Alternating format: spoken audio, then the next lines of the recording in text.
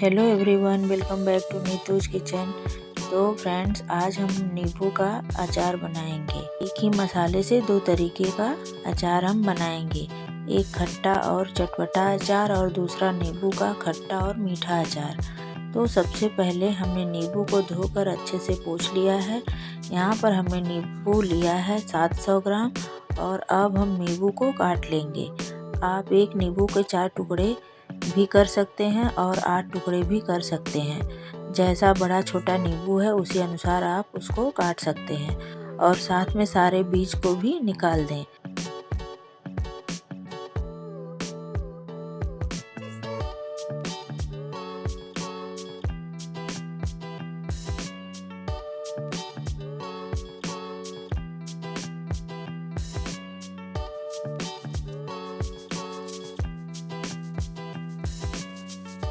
तो यहाँ पर सारे नींबू कट चुके हैं। तो अब हमें क्या करना है कि अब हम इसे 8 से 10 दिन तक इसको गलाएंगे। फ्रेंड्स, यहाँ पर हम इंस्टेंट अचार नहीं बना रहे हैं, सालों साल चलने वाला अचार हम बना रहे हैं। अगर हम इसका इंस्टेंट अचार बनाएंगे तो यह खाने में काफ़ी कड़वा भी लगता है और ज़्यादा दिन तक टिकता भी नहीं है। इसलिए हमें नींबुओं को 8 से 10 दिन तक गलाना बहुत ही ज़रूरी है। तो हम सारे नींबुओं को एक जार में भर देंगे और उसमें 2 से 3 बड़ी चम्मच नमक डाल देंगे और इसे अच्छे से घुमा घुमा कर मिक्स कर देंगे। तो देखिए, हमने नींबू को नमक के साथ अच्छे से मिक्स कर लिया है। अब हम इसे 8 से 10 दिन तक गलने के लिए छोड़ देंगे और हर रोज़ इसे हम चम्मच की हेल्प से मिलाते रहेंगे। इसे आप धूप में भी रख सकते हैं और अगर आपके यहाँ धूप नहीं आती है तो आप इसे किचन काउंटर पर भी रख सकते हैं। तो देखिए, 8 से 10 दिन हो गया है, नींबू हमारा अच्छे से गल चुका है। तो देखिए, हम इसे तोड़ के भी दिखाते हैं।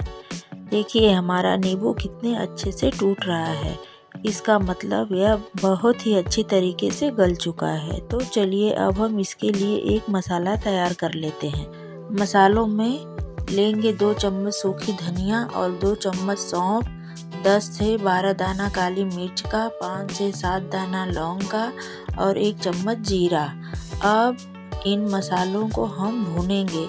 जब इनमें से हल्की हल्की खुशबू आने लगेगी तो गैस का फ्लेम बंद कर देंगे और ठंडा होने के बाद इसे हम पीस लेंगे। तो पहले हम बनाएंगे नींबू का खट्टा और चटपटा अचार। तो अब हम एक बोल लेंगे, उसमें आधे नींबू को ट्रांसफ़र कर लेंगे। अब इसमें डालेंगे 2 चम्मच तैयार किया हुआ अचार का मसाला और 1 छोटा चम्मच हल्दी पाउडर, 1 छोटा चम्मच रेड चिली पाउडर और 1 छोटा चम्मच काश्मीरी लाल मिर्ची पाउडर, आधा छोटा चम्मच हींग, 1 चम्मच अजवाइन और 1 चम्मच कलौंजी जिसको हम मंगरेला भी बोलते हैं और 1 चम्मच काला नमक। और बस सबको अच्छे से मिक्स करेंगे। तो देखिए, हमारा नींबू का खट्टा और चटपटा अचार बनकर तैयार है। तो अब हम बना लेते हैं नींबू का खट्टा और मीठा अचार। तो अब हम एक पैन लेंगे और उसमें डालेंगे 1 कप गुड़ और साथ में 1 चम्मच पानी और सबको अच्छे से मिक्स करेंगे। आप गुड़ की जगह चीनी भी ले सकते हैं, नहीं तो आधा गुड़ और आधा चीनी दोनों ले सकते हैं। आप गुड़ और चीनी की मात्रा बढ़ा घटा सकते हैं। अगर आपको ज़्यादा मीठा पसंद है तो गुड़ की मात्रा आप बढ़ा सकते हैं। तो इसे हम पूरी तरह घुलने तक पका लेंगे। इसमें कोई एक तार या 2 तार की चाशनी नहीं चाहिए, बस गुड़ को घुलने तक ही पकाना है।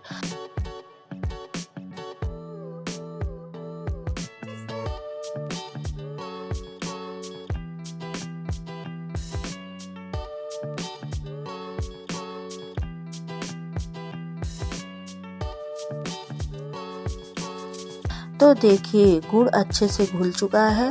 तो इसे हम एक बोल में निकाल लेंगे। अब इसमें हम डालेंगे मसाले। 2 चम्मच डालेंगे तैयार किया हुआ अचार का मसाला, थोड़ा हींग, 1 चम्मच रेड चिली पाउडर, 1 चम्मच अजवाइन, 1 चम्मच कलौंजी। फ्रेंड्स, जो मसाले हमने पहले वाले अचार में डाले थे सेम मसाले सब इसमें भी डालेंगे।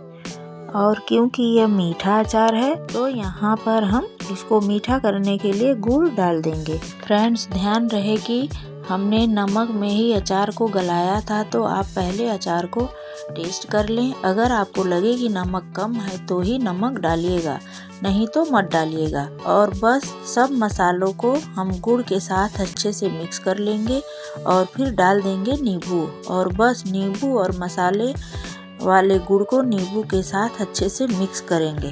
तो देखिए, हमारा अचार बनकर तैयार हो गया है।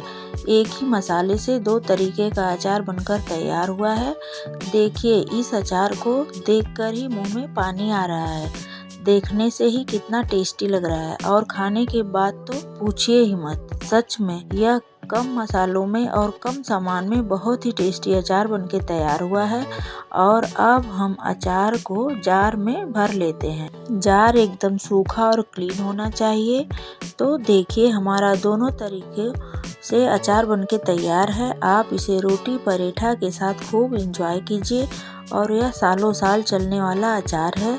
यह अचार जितना ही पुराना होते जाएगा, इसका टेस्ट और भी बढ़ते जाएगा। और मुझे पूरा विश्वास है कि अगर आप एक बार इस तरीके से अचार बना लेंगे तो आप बार बार यह अचार बनाकर ज़रूर खाएंगे, क्योंकि यह है ही इतना टेस्टी अचार। तो फ्रेंड्स, अगर आपको यह मेरी मेहनत थोड़ा भी पसंद आई है तो आप अपने चैनल नीतूज किचन को लाइक, शेयर, सब्सक्राइब करें, बेल आइकन दबाना ना भूलें। और अब मिलते हैं नेक्स्ट रेसिपी में। तब तक के लिए बाय। और मुझे फेसबुक और इंस्टाग्राम पे भी फॉलो करें।